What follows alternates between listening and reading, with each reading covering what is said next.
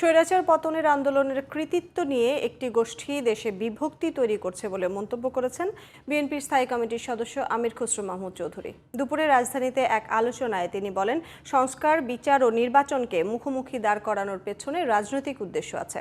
আলোচনায় অন্য বক্তারা গণতন্ত্রের স্বার্থে অন্তর্বর্তী সরকারের মনোভাব পরিবর্তনের আহ্বান জানান। বিস্তারিত জানাচ্ছেন মনিরুজ্জামান। ৩০তম প্রতিষ্ঠাবার্ষিকীতে নানা আয়োজন করে পেশাদার সাংবাদিকদের সংগঠন ঢাকা রিপোর্টার্স ইউনিটি DRU। সোমবার সকালে বেলুন ও পায়রা উড়িয়ে দিনব্যাপী অনুষ্ঠানের উদ্বোধন করেন বিএনপির স্থায়ী কমিটির সদস্য আমির খসরু মাহমুদ চৌধুরী। নির্বাচিত সরকারের গুরুত্ব তুলে ধরে বিএনপির স্থায়ী কমিটির সদস্য বলেন, অগণতান্ত্রিক সরকার বেশি সময় থাকলে গণমাধ্যমের উপরও নেতিবাচক প্রভাব পড়ে। বাংলাদেশে যতদিন গণতন্ত্র আপনি পুনঃপ্রবর্তন করতে পারবেন না, মিডিয়া তার ভূমিকা সঠিকভাবে পালন করতে পারবে না। এদিকে দুপুরে DRU মিলনায়তনে একটি অনলাইন পত্রিকার পুনঃপ্রকাশ অনুষ্ঠানের আলোচনায় প্রধান অতিথি হিসেবে উপস্থিত ছিলেন আমির খসরু মাহমুদ চৌধুরী। এ সময় তিনি বলেন, দেশে রাজনৈতিক বিভাজন তৈরির পেছনে ষড়যন্ত্র রয়েছে। অনৈক্য তো এখানে সৃষ্টি হয়েছে। আপনি যারা অবদান রেখে, যারা আনসাং হিরো, তাদেরকে আপনি কৃতিত্ব না দিয়ে আমরা কিছু লোক যদি মনে করি আমাদের জন্য শেখ হাসিনা চলে গেছে, এটা বিশ্বাসযোগ্য কথা হবে কোনোদিন?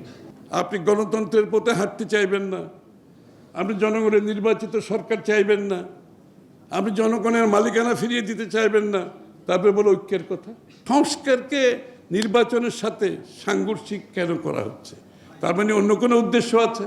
আলোচনায় অংশ নিয়ে বিভিন্ন দলের প্রতিনিধিরা অন্তর্বর্তী সরকারের নানা কর্মকাণ্ডের কঠোর সমালোচনা করেন। প্রধান উপদেষ্টার পদত্যাগ না চাইলেও সরকারের নেতিবাচক ধারণা বদলানোর আহ্বান জানান তারা। গণহত্যার বিচারের রোডম্যাপ চাই, রাষ্ট্র সংস্কারের রোডম্যাপ চাই, নির্বাচনের রোডম্যাপ চাই।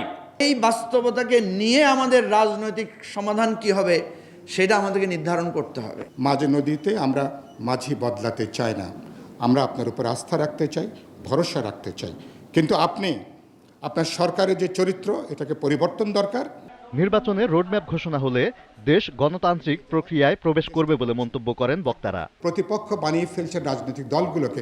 Moniruzzaman, GTV news, Dhaka.